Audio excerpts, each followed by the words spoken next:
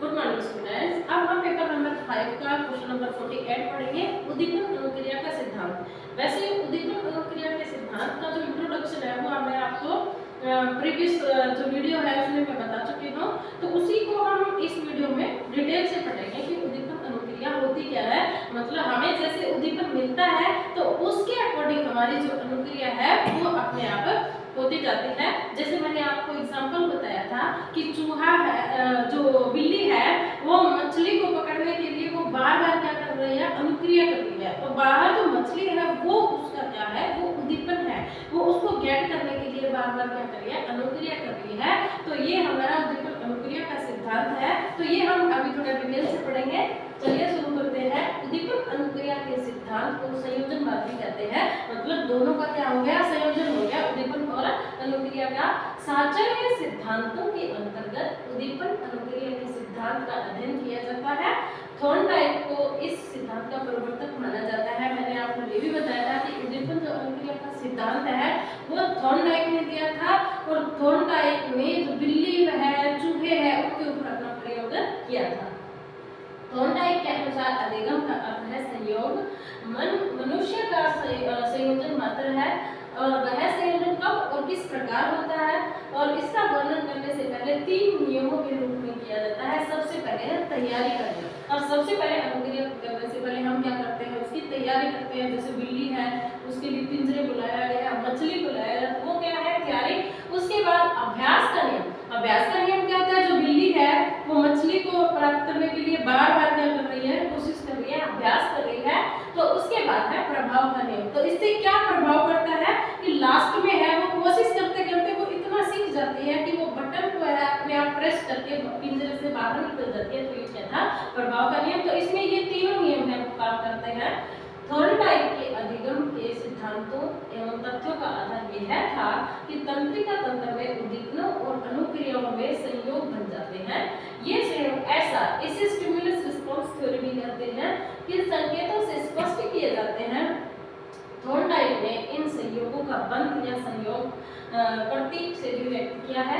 इसके थॉर्नडाइक का यह मत है, बॉन्ड थ्योरी ऑफ लर्निंग भी कहा जाता है। थॉर्नडाइक ने इसलिए कहा कि सीखना संबंध स्थापित करना है। मतलब सीखना है वो एक संबंध स्थापित करना है, और संबंध स्थापना का कार्य मस्तिष्क करता है। मतलब बिल्ली है, उसको भूख लगी, उसने जो मछली का टुकड़ा देखा, तो ये चीज है वो उसके दिमाग तक गई। मतलब प्रत्येक चीज है वो कौन कंट्रोल करता है, हमारा दिमाग कंट्रोल करता है। थॉर्नडाइक ने विभिन्न मात्रा में शारीरिक और मानसिक क्रियाओं के संबंध में बल दिया है। अब देखते हैं हम उद्दीपन और अनुक्रिया की जो विशेषताएं हैं वो कौन कौन सी है। तो उद्दीपन अनुक्रिया का सिद्धांत साहचर्य के सिद्धांतों का एक अंग है, और यह हम पहले कह चुके हैं कि साहचर्य सिद्धांत का प्रतिपादन है वो अलेक्जेंडर बेल ने किया था, और थॉर्नडाइक तथा उसके समर्थकों ने अनेक प्रयोगों द्वारा उद्दीपन अनुक्रिया के सिद्धांतों की कतिपय विशेषताओं का पता लगाया और उन्हें साहचर्य के सिद्धांतों में विशेष स्थान देते हैं। और ये विशेषता इस प्रकार है। सबसे पहले है संयोजन का सिद्धांत। थॉर्नडाइक के परिणाम यह संकेत देते हैं कि संयोजन सिद्धांत मनोविज्ञान के क्षेत्र में नवीन विचारधारा तो है ही, साथ ही वह अधिगम का महत्वपूर्ण स्थान भी है। मतलब हम संयोजन के सिद्धांत से एक चीज को दूसरी चीज से कनेक्ट करके पढ़ते हैं, ठीक है। अब जैसे हम क्या सीखते हैं, 12 घड़ी सीखते हैं। 12 घड़ी सीखने से पहले हमें क्या सीखना पड़ता है, हमें अल्फाबेट कैपिटल सीखने पड़ते हैं। तो वो क्या हो जाती है, वो चीजें एक दूसरे से कोरिलेट हो जाती है, तो उन्हें हम क्या कहते हैं, संयोजन का सिद्धांत कहते हैं। उसके बाद है अधिगम ही संयोजन है। हम जो सीखते हैं वो क्या है, संयोजन है, अपने आप उसका कनेक्शन हो जाता है। उद्दीपन सिद्धांत के अनुसार अधिगम की क्रिया में विभिन्न परिस्थितियों के साथ संबंध स्थापित होता है। तो थॉर्नडाइक ने इस सत्य का परीक्षण करने के लिए मछली, चूहों, बिल्लियों पर प्रयोग किए तथा यह निष्कर्ष निकाला कि अधिगम की क्रिया का आधार स्नायु मंडल है, और स्नायु मंडल में एक स्नायु का दूसरे स्नायु से संबंध हो जाता है। तो ये कैसे होता है, अब जैसे बिल्ली है तो बिल्ली को भूख लगी, उसको भूख लगने का पता उसको कैसे लगा, तो वो उसको उसके माइंड से पता लगा, उसको भोजन की स्मेल आई, उसने बार बार कोशिश की, तो वो उसमें क्या चीज है वो काम कर रही है। तो इसका जो सेंट्रल पॉइंट है वो हमारा क्या होता है, वो हमारा स्नायु मंडल होता है, जो हमें कोई चीज है वो प्राप्त करने के लिए हर चीज के लिए हमें क्या देता है, निर्देश देता है। तो उसके बाद हम देखते हैं अंगों का महत्व।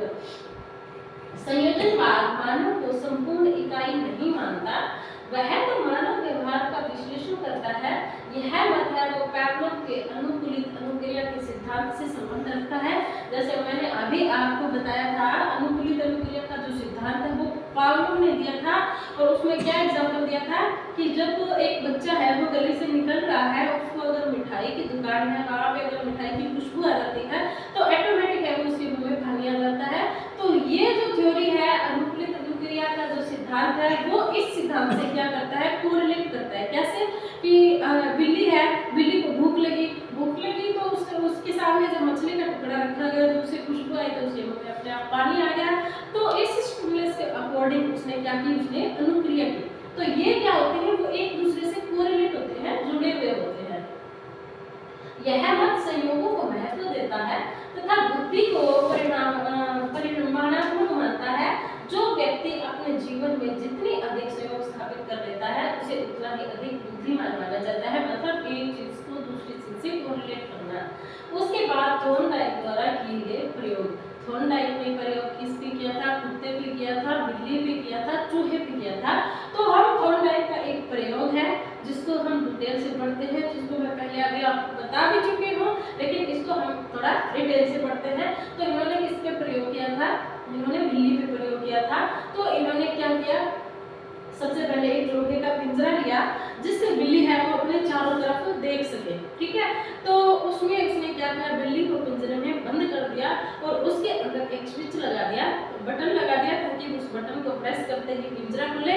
और बाहर उसने क्या किया, मछली का टुकड़ा है वो उसमें रख दिया। तो बिल्ली क्या किया, जैसे ही बिल्ली को भूख लगी तो उसने क्या किया, उसमें वह पिंजरे में इधर उधर छलांगे लगाई तो पिंजरा नहीं खुला। लेकिन एक बार क्या हुआ, संयोग वश उसका पैर है वो उस बटन पे प्रेस हो गया, तो क्या हुआ, पिंजरा खुला और उसने वो मछली का टुकड़ा खा लिया। तो ये जो प्रक्रिया है वो 3 से 4 बार हुई, 5 बार हुई। अब वो बिल्ली धीरे धीरे क्या देखती है कि जहाँ पे उसका पैर बार बार रखा जा रहा है, एक फिक्स जगह है जहाँ पे पैर रखते ही उसको क्या हो जाता है, वो पिंजरा खुल जाता है। तो एक टाइम ऐसा आता है कि वो जो बिल्ली है वो पर्टिकुलर उसी जगह पे जो बटन लगा हुआ था उसी पे पंजा रखती है, पिंजरा खुलता है, वो मछली को खा लेती है। तो ये क्या हुआ, उसने बार बार क्या की, अनुक्रिया की, बार बार अनुक्रिया की, तो उसे क्या मिला, स्टिमुलेंस मिला। तो इसीलिए इसको क्या कहते हैं, हम एसआर थ्योरी भी कहते हैं। चलिए हम देखते हैं, थॉर्नडाइक ने संयोजनवाद की पुष्टि के लिए अनेक प्रयोग किए हैं।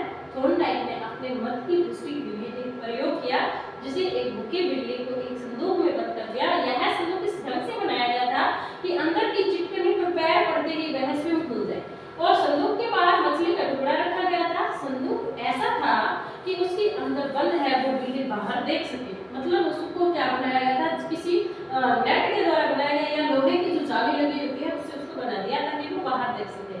मछली का टुकड़ा बाहर देखकर बिल्ली को बहुत परेशानी अनुभव हुई। क्यों? क्योंकि वो भूखी थी और वह यह प्रयत्न करने लगी कि किस प्रकार वह संदूक को खोलकर बाहर आए और मछली के टुकड़े को खाकर अपनी भूख मिटाए। उसने संदूक से बाहर निकलने के लिए उछल कूद मचानी आरंभ की, और उछल कूद तथा विभिन्न बटनों को दबाने की प्रक्रिया में संयोग से ही उसका पैर है वो सही चिटकनी पर पड़ गया और संदूक खुल गया। बिल्ली बाहर आ गई, मछली का टुकड़ा खाकर उसने अपनी भूख मिटाई। यह प्रयोग है वो बिल्ली पर कई बार दोहराया गया, और इस प्रयोग में व्यर्थ के परिवर्तनों की संख्या भी अधिक रही। व्यर्थ के परिवर्तन कौन से होते हैं? अब जैसे वो उछल कूद कर रही थी, जो बटन है वो सही बटन प्रेस नहीं हो रहा था, तो वो क्रियाएं क्या हो गई, व्यर्थ क्रियाएं हो गई। तो बहुत सारे व्यर्थ क्रियाएं होने के बाद ही सही प्रक्रिया हुई, जो धीरे धीरे कम होती गई। एक स्थिति ऐसी भी आई जब बिल्ली ने बिना भूल के पहली बार वही चिटकनी दबाकर संदूक को खोल दिया। इस प्रयोग को मानव जीवन पर इस प्रकार घटित किया जा सकता है। बालक को साइकिल चलाना जैसे सीखता है, आप बालक शुरू में जो बच्चे को साइकिल चलाना सीखते हैं, तो अगर वो आगे से जो स्टीयरिंग पकड़ लेता है तो वो पेडल मारना भूल जाता है। अगर वो पेडल मारना लग जाता है तो आगे से स्टीयरिंग को भूल जाता है। लेकिन धीरे धीरे वह गिरता है, बार बार गिरता है, लेकिन वो बार बार प्रैक्टिस करता है तो उसे याद रखने की जरूरत नहीं पड़ती पेडल मारने की या ये पकड़ने की। जैसे बाइक होती है, और बाइक शुरू में कोई सीखता है तो उसको दिक्कत आती है क्या कि वो जो स्टैंड वो पकड़ने में दिक्कत आती है, तो कहाँ पे उसको पैर रखना है, कहाँ उसकी ब्रेक है, कहाँ उसका क्लच है, तो वो उसको ध्यान में रखना पड़ता है। लेकिन धीरे धीरे अगर वो चीज़ प्रैक्टिस में आ जाती है तो वो चीज़ें अपने आप माइंड के द्वारा कंट्रोल हो जाती है। उसे याद नहीं रखना पड़ता कि अब उसे क्लिच दबानी है, अब उसे रेस्ट लेनी है, अब उसे ब्रेक लगाना है, तो ये चीज़ें उसको याद नहीं रखनी, वो ऑटोमेटिकली उसकी क्या होगी, याद होगी। इस प्रयोग को मानव जीवन पर इस प्रकार विकसित किया जा सकता है, जैसे बालक को साइकिल चलाना सिखाना है तो वह बार-बार प्रयत्न करता है और साइकिल से गिरता है, कई बार उसे हैंडल पकड़ने तथा पैडल मारने में भूल भी हो जाती है और चोटें खाता है। अंत में एक परिस्थिति ऐसी भी आती है वह बिना किसी विशेष प्रयत्न के साइकिल पर चढ़ जाता है और इन प्रयोगों में बार-बार गलतियां हुई और बार-बार उन्हें सुधारने के लिए प्रयत्न भी किया गया। इस मत को इसके अन्वीक्षा और विभ्रम द्वारा अधिगम करना भी कहा गया है। विभ्रम का मतलब भूल, बार-बार भूलने के बाद उसको किया गया है। इसके बाद हम देखते हैं इसके प्रमुख नियम कौन-कौन से हैं। तो हमने थॉर्नडाइक का प्रयोग पढ़ा, बिल्ली के ऊपर जो प्रयोग उसने किया, अब हम देखते हैं उसके नियम। तो सबसे पहला नियम कौन सा है, व्यर्थ के प्रयत्नों पर बल देना। जैसे मैंने आपको बताया था कि जब हम प्रयत्न करते हैं तो कई बार जो प्रयत्न होते हैं वो व्यर्थ भी होते हैं, मतलब जिनका फूड हमें नहीं मिलता है। अब जैसे बिल्ली है तो वो बिल्ली है वो पिंजरे में बार-बार छलांग लगाती है, उछल कूद करती है, तो उसका जो बटन है वो सही प्रेस नहीं होता है। अब वो जो उछल कूद कर रही है काफी टाइम से, तो वो क्या है, वो उसका व्यर्थ परिवर्तन है। तो धीरे धीरे उसका सही प्रयत्न है वो सक्सेस भी तो हो गया है। तो शुरू में क्या होता है, हम कोई भी काम करते हैं तो हमें व्यर्थ के परिवर्तन भी करने पड़ते हैं जिसके बदले हमें कुछ नहीं मिलता। तो वो क्या होता है, व्यर्थ के परिवर्तनों पर बल देना, कि जैसा कि उपयुक्त प्रयोगों से स्पष्ट है कि इस सिद्धांत में कि किसी क्रिया का अधिगम करने के लिए व्यर्थ के प्रयत्नों पर अधिक बल दिया जाता है और परिणामतः ऐसी क्रियाएं जिन्हें एक बार में अधिगम किया जा सकता है समय नष्ट करने में योग देती है। तो वो क्या होती है, जो व्यर्थ के जो परिवर्तन हो उसमें हमारा क्या होता है, उसमें हमारा टाइम खराब होता है। उसके बाद हम देखते हैं विवरणात्मक। यह मत किसी क्रिया के अधिगम का विवरण प्रस्तुत करता है और यह बताता है कि किसी क्रिया को किस प्रकार सीखते हैं, परंतु क्यों सीखते हैं और इस विषय में मौन है। और कहने का तात्पर्य यह है कि मत समस्या का समाधान प्रस्तुत नहीं करता है। तो विवरणात्मक में क्या होता है, समस्या का समाधान है वो नहीं बताया जाता है। उसके बाद हम देखते हैं मैकेनिकल यांत्रिक। जैसा पहले भी कहा जा चुका है कि इस मत का आधार वो हमारा स्नायु मंडल है, मतलब प्रत्येक चीज किसके द्वारा कंट्रोल होगी, हमारे स्नायु मंडल के द्वारा, एवं मानव को एक यंत्र मानता है। अतः यह आरोप भी उसी प्रक्रिया की पुष्टि करता है। मानव मशीन होता तो उसे चिंतन विवेक न होते, केवल कार्य कारण क्रिया व प्रतिक्रिया ही होते। तो इससे क्या नहीं होता, इससे हमारा जो चिंतन है, विवेक है, वो काम नहीं करता अगर मानव एक क्या होता, मशीन होता। उसके बाद हम क्या देखते हैं, रटने पर बल। यह मत यांत्रिकता पर बल देता है। यांत्रिकता मतलब किसी चीज को बार-बार रटना। शिक्षा के क्षेत्र में रटने पर इसका प्रभाव है वो परिलक्षित होता है। रटने का प्रभाव क्षणिक होता है और भावी जीवन में उसका प्रभाव नहीं पड़ता है। तो हम क्या देखते हैं, मतलब कोई चीज अगर सीखी नहीं जाती है, कोई चीज रटी जाती है, तो वो है वो काफी लंबे टाइम तक हमारे दिमाग में नहीं रहती है, जल्दी डिलीट हो जाती है। तो किसी चीज को अगर व्यवहार में लाके हम सीखते हैं तो वो चीजें हैं वो काफी टाइम तक हमारे दिमाग में फिक्स रहती है।